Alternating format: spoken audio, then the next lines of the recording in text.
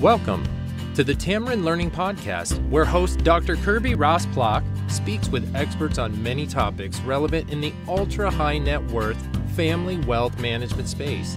Kirby is author of several books, including The Complete Family Office Handbook, and shares her expertise consulting with families and family offices. Kirby is also the founder of Tamarind Learning, an online wealth education platform that develops practical, foundational learning programs for beneficiaries to help them prepare for responsible stewardship of wealth. Welcome to the Tamarind Learning Podcast. I'm your host, Dr. Kirby Ross-Plock, and today we're talking impact investing. I'm thrilled to have a luminary with us. Her name is Jenna Arnold. She is the Chief Impact Officer for Rethink Capital Partners, which is a diversified investment platform with sector-specific vehicles focused on both financial, social returns for our investors. So Jenna is not only a CIO, but she's also one of Oprah's 100 awakened leaders who are using their voices and talents to elevate humanity. Some think of her as a disruptor, others a change agent. Whatever you think of Jenna, she is not staying quiet. She's written her book called Raising Our Hands. It was released last summer as one of the best sellers. So she has a lot to say. She's been in all kinds of places, from the UN to the New York Times, the Wall Street Journal, Fast Company, Washington Post. I could go on and on. Jenna, so can you just help us get a grip on impact investing? Because everyone talks about it. I don't think anyone really knows exactly what it is, but clearly you do, because it's your full-time occupation. So what is it, or how do your views differ from what the mainstream definition is? Kirby, thank you so much for having me. And I'm so grateful to you for raising the bar and the community in general around best practices in the space and how we can mobilize ourselves and our resources to make real change. So thank you for creating the space and the conversation. What is impact investing? I would say, what is making an impact in the world? How does one figure out purpose, making sure that they're leaving the state of existence a little bit better than the way that they found it? And like, what an incredibly impossible esoteric question that's surely hard to measure with one's life. And then we have now, as humans, found a way to funnel it into, a capitalistic state to try to measure it in some way. And, one of the things that somebody said, well, what does a chief impact officer do? And I said, well, of course, we try to see if we can measure our investment by way of social good, by way of increasing justice and equity. But what I really do is spend a lot of time calling BS on opportunities and BS on companies or missions. Again, I think it's part of the human condition to want to do well and do good at the same time.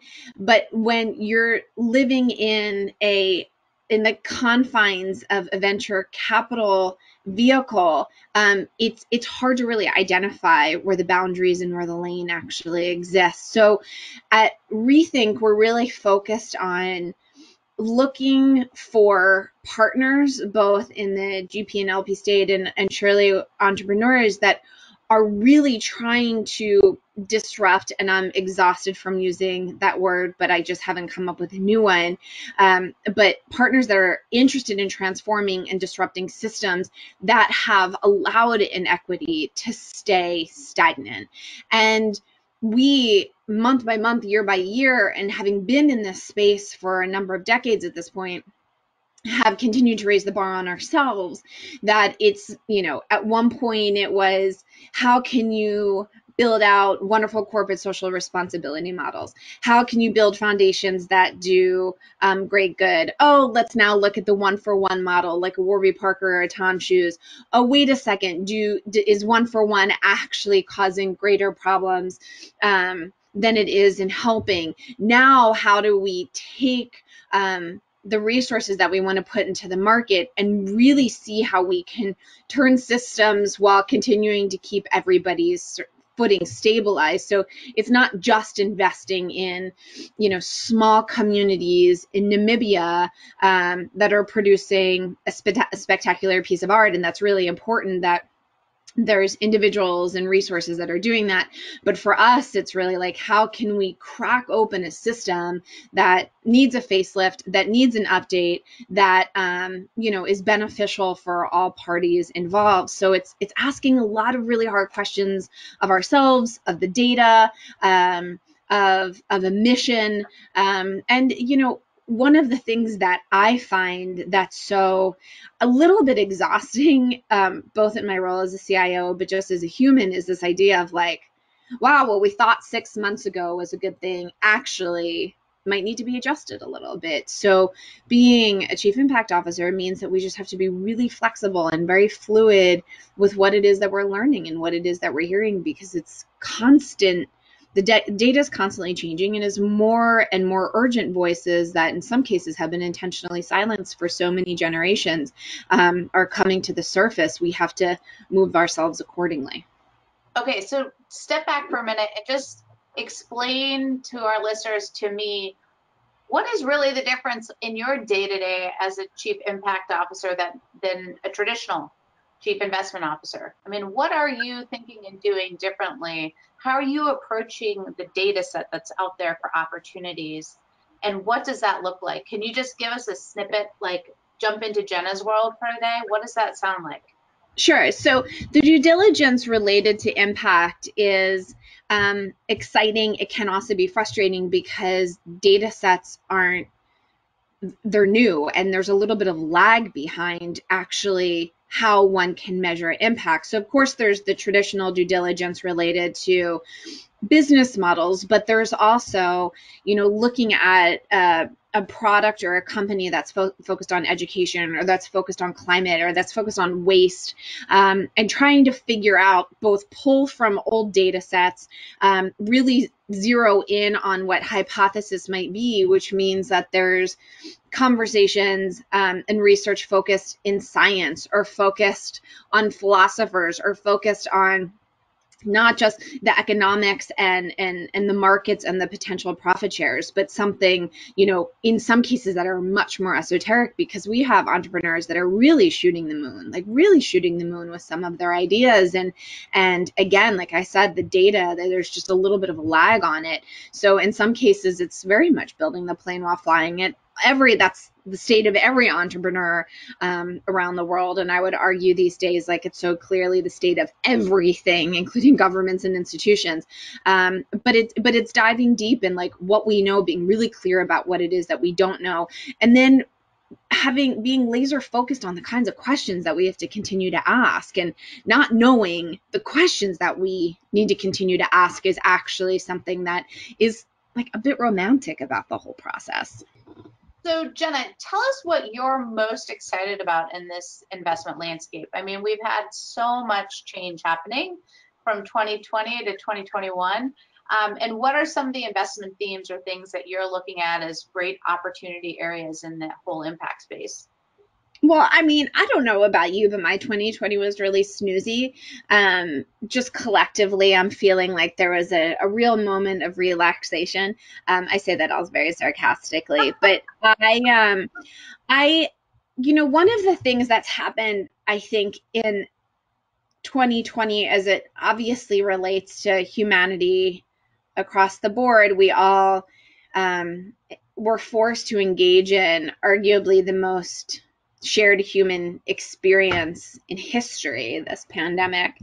And very specifically for those who resided in the United States, we also sat in the front row of watching an overdue reckoning. For some folks, it was very, very confusing. For others, be it companies, individuals, institutions who were desperate to sort of mark themselves on a specific line in history about what they do or don't stand for.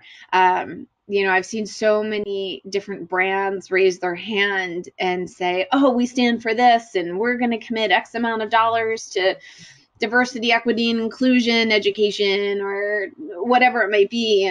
And this opportunity to really say, well, actually, let's take another look at the cap table. Let's take another look at some of the employee handbooks. Let's take another look at governance. And I think what's happened is that so many people very quickly said, wow, we have to invest in entrepreneurs representing marginalized communities, or wow, we have to invest in social justice causes. And there's this quick scramble to quickly put things on the scoreboard in an attempt to demonstrate that a corporation, and then ultimately the individuals that exist under its umbrella, don't stand or do stand for certain things. And while it's exciting that suddenly, a magnifying glass is hovering over the most horrific rerun in this, nation's history, the torture of marginalized communities, I still had this moment of yes, this is a rerun. And yes, there have been so many extraordinary entrepreneurs who have not had access to capital. But instead of just quickly trying to figure out where you can quickly allocate a dollar or build a fund, it's really important to take a step back and really question the best way that you can exist in this space. Because sometimes our best currency is not our green dollar. Sometimes our best currency is our relationships or opportunities or piece of advice or wisdom. And so both my excitement and my fear is that everyone's like, we're going to invest in impact. We're going to invest in impact, and there's going to be focus on race, gender, and class. And that's it. Look at us, we're doing it. We're good. And while I welcome curiosity, ambition, and intention, and surely dollars into this space, I hope it goes deeper than that. And I hope people step into the really hard work of being authentic and trying to understand how they both have perpetuated a potentially harmful system, and start looking a little bit more closely at how they can contribute to undoing it, making it better, creating more space for others. And so I don't want to see lots of money come into the space and impact wash it the same way we all witnessed with the greenwashing, which still is very much happening, over the past decade plus. This idea of we're just giving our dollars to these kinds of entities, entrepreneurs, opportunities, just so we can say we did. And so that's impact washing. Yes. And greenwashing, for those who aren't familiar, is a product has a positive or a neutral impact on climate, on the planet, just so that people feel like its consumption or the waste related to it isn't harmful to the environment, even though there aren't necessarily organizations or trade organizations that can give that authentic, stamp of approval. It would be the same thing as saying every company's had their organic or green or non-toxic pivots in the past couple of years. And some of them are really deep and have totally disrupted their product. And others have just removed a single ingredient and called it more environmentally friendly. So what do you think the attraction and draw is for a lot of families who have rising generation, adult children growing up? What's the allure? What's the sort of passion play that impact provides? And why do you think sometimes families of later generations aren't as open or as inspired by impact investing? Can you maybe talk to us about sort of impact investor psyche? Yeah, it's uncomfortable for me to suggest that there are generational divides, but I believe there are generational divides, and it's this, what I like to call this sacred end, where you can have well-intended people who weren't necessarily aware of their capacity to make, to do good in the world until, I don't know, their 6-year-old came home and told them that they needed to recycle. One of my favorite anecdote in trying to answer this question is that when recycling movements and bike helmets and seatbelts became, when the government in particular was trying to make them more mainstream, they chose to educate third graders from a bottom-up strategy, with the belief that third graders, if you sort of really drilled into the head of third graders, recycle, buckle your seat, wear your bike helmet, that they would go home and there would be a trickle up effect. And then obviously as those third graders aged, it would become norm for those generations, and then obviously trickle down to them as well. And that's exactly what happened, right? Like older generations were taught by their third graders that recycling was a requirement, a moral, ethical requirement. And so I think you see a little bit of that in the how to differentiate or how to diversify a portfolio as it applies to making sure that your resources are contributing to positive impact in the world. So I don't, there's again the sacred end of like holding former generations accountable for not thinking differerently about how they were acting in the investment space, but also recognizing that when we weren't talking about being green many decades ago in the same way that we are today. And so I think there's been a little bit of like younger generations, at least I've experienced with my friends and family who are a part of high net wealth communities, where they very much had to go to their family foundations, to board meetings and say, no, we have to invest in solar panels or renewable energy or clean energy. And having had former generations be like, what are you talking about? And I think that's a very fair and very realistic reality of our time. And while it's easy to get frustrated and sort of throw your hands up, like, how do you not see what's so clearly in front of us? It sadly, as it always falls on younger generations, it's our responsibility to, grab some hands and be like, hey, this is our new perspective and we need to think differently. And I'm going to hold myself accountable, and you too. No, I was just going to add this little device, right? Our phones, the mobile makes us global, right? I mean, the fact that like we don't have to be in Borneo and see rainforests getting cut down, or we don't have to be in California to see raging fires. So I completely agree with you that it's a social awareness. And I don't think there's any like slight to, one generation to another. It's just a completely different reality. Like we have too much information. There's so much to see and experience. And really, there's a heightened sensitivity, right? And we also have a generation of FOMO, like fear of missing out. So oh my God, totally. Like, totally. I didn't click the like on whatever. So tell us, I'm pivoting here a little bit, but I'm going to put out a statement. I want to know, true or false, what you think is its validity, that impact investors have to concede returns when they invest in the impact investment world. Is that true? False?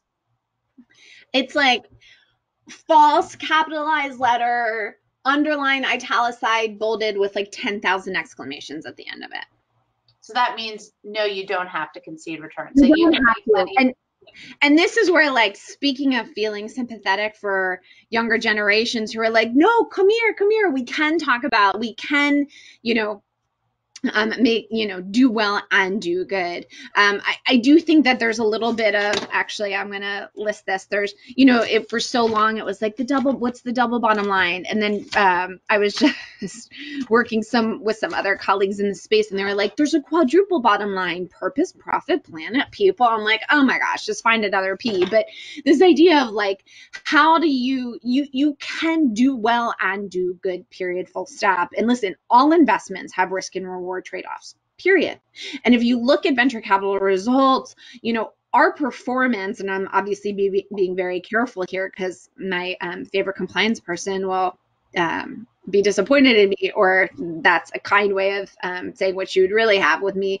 But, our performance is not distinguished from any other VC fund in general. I mean, our multiples are consistent with the industry. And when people say, oh, you can find companies that have a positive impact and have the margins that might be appealing to investors, my response is, well, then you're just not doing your job.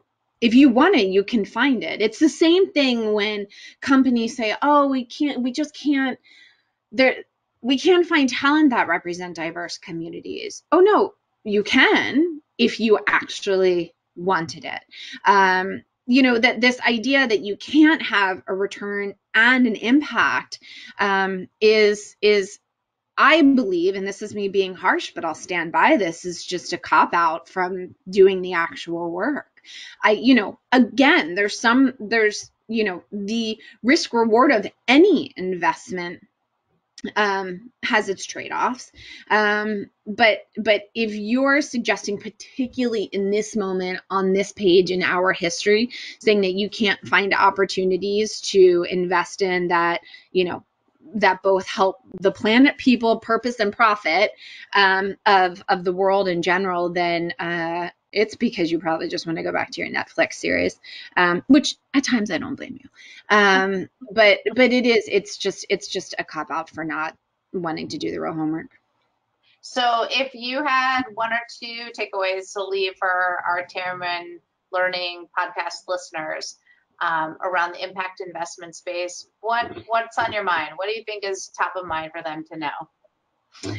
I think a couple of things. One, don't be so rigid on yourself when it comes to how to define impact, because it is a little bit of a moving target. That's not an excuse to go sit back in the corner and just do what you've always been doing. It just means like you have to lean in and pay attention consistently. And there might be a day, a week, or a month where you miss, a news headline and it takes you a little bit of time to catch up. But welcome to the world of paying attention to the state of the world. And so to me, I'm a little bit like, continue to lean in and pay attention. Things are going to iterate, and that's great because there's a lot that we don't know, and there's a lot of brilliant people on the front lines of so much of this work. Just wait for them to figure it out, catch up, and we might not do something right today, but the learnings from today means that in 6 months from here, 6 years, or 60 years from now, we're going to be better positioned to do something even better. So my one takeaway, one of them is get on board for the long haul. This isn't going to be a turnkey, there's a right or wrong. It's all going to exist in the gray. The second thing is I'm calling BS on anyone who says they can do well and do good. Not anymore. Not maybe I would have given you a little bit of a pass 7.5 years ago on a very tiny thing, but today there's an opportunity in every single sector right now to make a positive difference and have the kind of margins and return that you're looking for. And the third one is just this, again, a little bit of a moving needle, is this level of authenticity. I hope I bless all of your listeners with the ghost of, am I being authentic in my impact investing moral ghost person of every time you do step into investing with impact, that you question, am I being performative here? Is this so that I can dodge the eye of the third party that's probably not even looking that closely, but it's really yourself that you're questioning? Our life's work is to be more authentic with ourselves, and that has to be reflected in our professional spaces too. So as you engage in impact work, constantly take your internal temperature on this.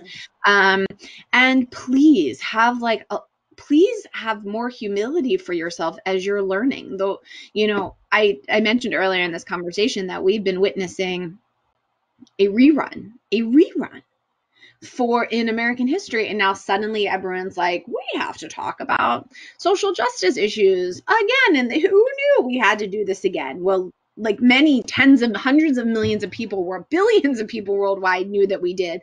And so I think this idea of the information's out there, and there's a lot of people who want to and who are willing to learn and move through a lot of this hard stuff together. But just please come, get on the wagon, put your seatbelt on, your bike helmet too, and just be with us. be with us as we try to figure out the messy landscape of rebuilding, undoing, dismantling, redesigning, designing from scratch, opportunities that hopefully will ensure the existence of our species in 100 years from now. And I'm not being dramatic in saying that.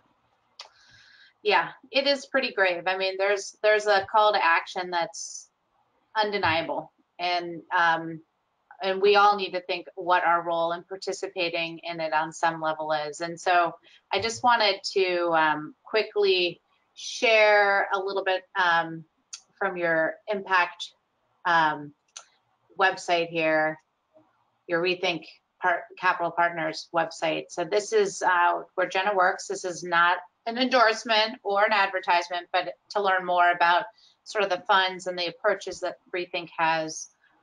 We've got 4 veins: Rethink Education, Rethink Impact, Rethink Community, Rethink Food. So I think this will also help put more context to what Jenna shared today. And I just, to recap her few takeaways: fluidity, we're in motion, so have a little bit of staying power and tenacity and focus on the long term, but know that you're living the impact experience is going to make it better. Have your BS meter on, so do a gut check and make sure that if you don't think that something's legit, it's greenwashing, it's impact washing, that you stand up, you say something, and you get the facts, right? We have to be empowered with good information, that we can do well and do good. So that statement earlier has no water, and we have to be creative and inventive, and then operate from your authentic self when you approach this space. Know that if you're surface trying to appear or appeal, you're not going to have the staying power, and people will not see you as a good LP or GP. So I am so thankful to you, Jenna. Thank you so much for sharing all your wisdom here on the Tamarind Learning podcast. And Kirby Rossblock, your host, and we are signing off.